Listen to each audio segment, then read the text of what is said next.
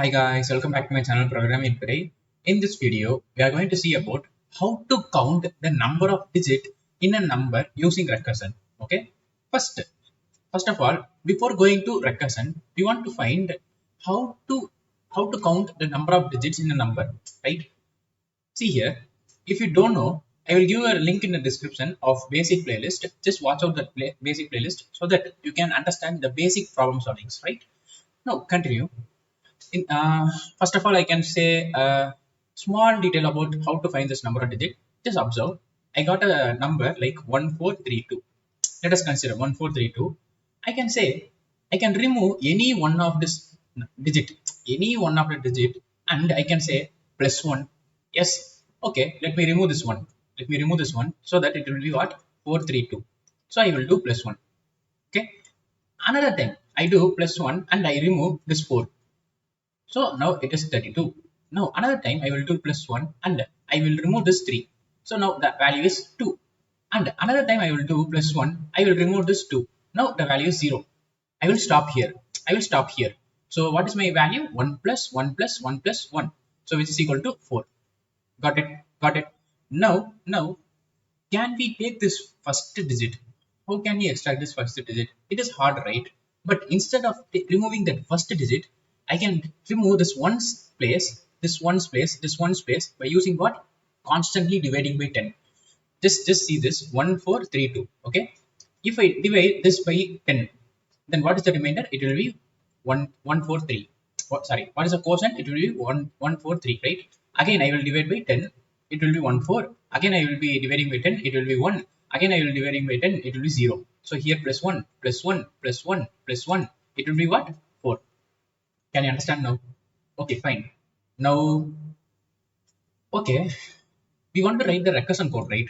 We want to write the recursion code. As I said in this playlist, what are the parts of recursion? First one is base case, okay, and another one is body. So what is the base case for this problem? I can say I want to stop at 0. I want to stop at 0 and I want to take the result as what? This 4. Yes. So what should I do? If what is the value? N is equal to 0. If the main integer is equal to 0, then what should I do? I should take that as our result. I should take that count as our result. Then I will return it. I will return back. Okay. Why we are storing in this result? This result may be the static variable in C++. Sorry, C Java, and it may be a global variable in Python. Okay, so that we can take the whole of this count. I will say why we are putting this line in future. Okay, this is the basic, right? We will take that as a result. As of now, we know that. I will say technically in upcoming this lecture, just come with me. See here, what is the body? I want to make this number divisible by 10 and I want to move on to the next recursion call. So what is my body? I want to go to my next recursion call. Let the function name will be x. Sorry, f. Let the function name be f. Now n divided by 10, right? Right? And the main thing is we want to find the recurrence relation, right? The relation. What is the relation? What is the relation? Just see, just observe here. We are just counting. We are just counting one by one. So we want one variable. Objective we want one variable. Okay. We are taking a value n which we will divisible by 10 constantly, right? So we want two variables. So we want n and count. So what is the purpose of this n? N is an integer, and what is the purpose of this count? It will take the constant counts, right? Right. So I will pass a count also. Count plus 1. Can you understand now? So this is the two parts. What is the base case and what is the body, right? Now let's go into the solution. Now how it works? Let us see. Just see here. This is our function, right? This is our function. Let us take that same example, right? Let us take f of 1432. Let us take now whether it is equal to 0, no. So directly it comes here. N divided by 10. So it is what? 143. And initially the count is set to us 0. Initially I will call what? In call, let me write here. In call, we will call for what? We will call for f of 1432 comma 0 because count is initially 0, right? Initially 0. So 0 plus 1. It is what the values we want to then further recursion call, right? Now, what is the next recursion call? Let me take the next recursion call as f of 143. Fine. Yes, 143 and what is the count value? Count value now is 1. Here it is 0, right? Now it is 1. Now again, whether this 143 is equal to 0? No. So come here. So what is the value now? 14. Yes, and then what is the count? Already 1. So 1 plus 1. Again, move on to the next recursion call. Now this is the next recursion call. Yes, perfect. Yes. Now it is what? F of 14. And what is the value of count? It is 2. And here it will be 14. And here it will be 1, right? 14 divided by 10 is absolutely 1, right? Again, counters will be 2 plus 1, right?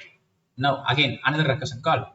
It is for what? F of 1 comma 3. Yes, whether it is equal to 0, no. And then whether 1 divided by 10, it is 0. Is 0 and the count is what? 3. 3 plus 1. Fine. Now again, another recursion call. What is the recursion call now? It is what? F of what? 0 comma 4, right? 0 comma 4. Now it is a base case point. Just observe carefully. It is a base case point. See here, whether what is the value of n? N is 0, right? N is 0. So it comes here. Result will be updated as what? Count. Result will be updated as count. You can have result as a global variable if you are using Python. If you are using C++ or Java, you may have static variable so that the values will be not changed, right? Okay. So what is the result value now? Initially result value will be 0. Now result value will be updated as what? 4. Because count value is 4, right? Right. Again it will return. So it will return here with what value? Null. Null. There is no value, right? So it will return what? Null. Null. And it returns here. Whether there is any other program under this line? No. Okay. It will also returns. It will return where? It will return here. It will return here. This will return here. Now, whether there is any line below this? No. Okay. Then now this function will return here. Whether there is any lines below this? No. Now this function also returns here. Any function below this? No. So what is the final value of result? The final value of result is 4. Can you understand now? Yes. Yes. So this is the first approach. This is the first approach. We are taking a result variable which is a static or global variable. Okay. But why we are taking this result while we have count? Why we are not taking this count? Because just observe carefully. If we take the count, see here. Here the count is 4. Here the count is what? Sorry. I will go upside. Here the count is what? 0. Here the count is what? 1. Here the count is 2. Here count is 3. Here count is 4. If I take this 4 and print here, it is correct. If I take this 4 and print here, like instead of this, if I print this count, it is also okay. Instead of using this result variable, we can also print it. There's no worry, right? But if we want it in a variable, then we want to do this step. Okay, but I want that into a variable like this result, but I don't want to give like this. Then can we do this? Can we do this? Okay, let us simplify this code such that it will be more clear. This is the second approach, right? Let me go upside. Yes. Now just observe same example 1432. It can be taken as what? 143. We can take 143 by counting plus 1. Okay. So we divided the problem as what?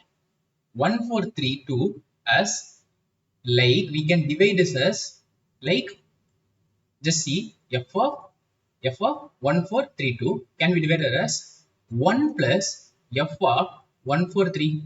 Can I divide? Yes, right. Again it can be divided as 1 plus f of 14, right? Again it can be divided as 1 plus 1 plus f of 1. Yes. Now again it can be divided as like 1 plus f of 0, because we are constantly dividing by what? 10. Here dividing by 10, here also dividing by 10, here also dividing by 10, here also dividing by 10. And this divisible symbol is floor division. It is used in Python, okay? It is used in Python for floor division. But If you are using C++ or Java, you may use only one division. It will return the integer value, but in Python, we want to use this so that it will be returning the integer value, right? Again, for this f of 1, f of 0, I can apply what? 0. I can apply what? 0. No, what is the value of this? What is the value of this? It is what? 4. I got it right. I have a big problem. I am dividing it further, and I got a solution for the smaller problem. I am combining all the solution to give the solution for the big problem, right? Right? Can we implement this? Yes. But how? First of all, the base case. What is the base case? If, let me take this as a function, f of n. Okay. First of all, what is the base case? If n is equal to 0. If it is equal to 0, what should I do? I should return what? 0. Else, what should I do? Else, I should return what? Return what? 1 plus. See here, 1 plus f of n by 10. Can you understand now? Can you understand now? See here, we are returning a value 1 plus, simplifying that current n value by 10, dividing by 10, so that it will be simplified. It will be broken down to sub problems, right? So that it is a code. Simple, right? This is a code. If we don't want to print as it is, and we want to store it in a variable. We don't want to print, and if we want to store it in the variable, we can do this. And if I want to count, I can easily do like result is equal to f of 1432. This result will store what? 4. Instead of giving some static variables, we can also do like this. Okay, these are the two kinds of recursions. Okay, it will be more useful when we are seeing trees. That's why I am using these two approaches. Fine. Now, what's the time complexity and space complexity? What's the time complexity and space complexity? It is so simple, right? What's time and space? Time, I can say it is O of n. For both approach, time is n, because we are traversing what? N times where? N is what? Number of digits. If we want n as a number of inputs, if we assume, sorry, input, then what is it is? It is what? Log n base 10. If it is what? Input. Fine. If it is number of digit, it is n. Okay. And space also like as it is, because we have what? Recursion stack. I have created the boxes, right? That boxes. That is called recursion stack. Internally, our compiler will create a recursion stack. Inside it, it will goes on and adding the recursion calls. And when it comes back, it will take the stacks. Okay. So that is a recursion stack. Fine. Let's see the code so that it will be more clear. See here, this is the first approach. What? The global. I said no, global. Global result. Now, if num is equal to 0, then what should I do? Result is equal to count and return. If it is not so, then count digit of num divided by 10 and count plus 1. Fine. Can you understand now? The same thing I have written here, and how we called it by using what? Value, comma 0. 0 is the initial count, right? And then when we are breaking it into problems, we will increment it by 1, right? This is the first case. Let me run it. Yes, we got output, right? 4. Now, what is the second method? We can use what? We can divide the main problem to sub problem, and we are additionally adding some values to our result, right? Just see here. What's the base case? If it is 0, then return 0. This is a base case. And what is the statement? 1 plus count digit of num divided by 10. Right? We are dividing the problem into sub problem and just calculating some value as 1 plus. That's it. Then I will return it. What's our result? What is our result? It is same, right? Instead of using this global variable, we can also do like this. Okay, these are the two types of recursion calls. It is more important while we are solving problems on trees. Fine. Thank you.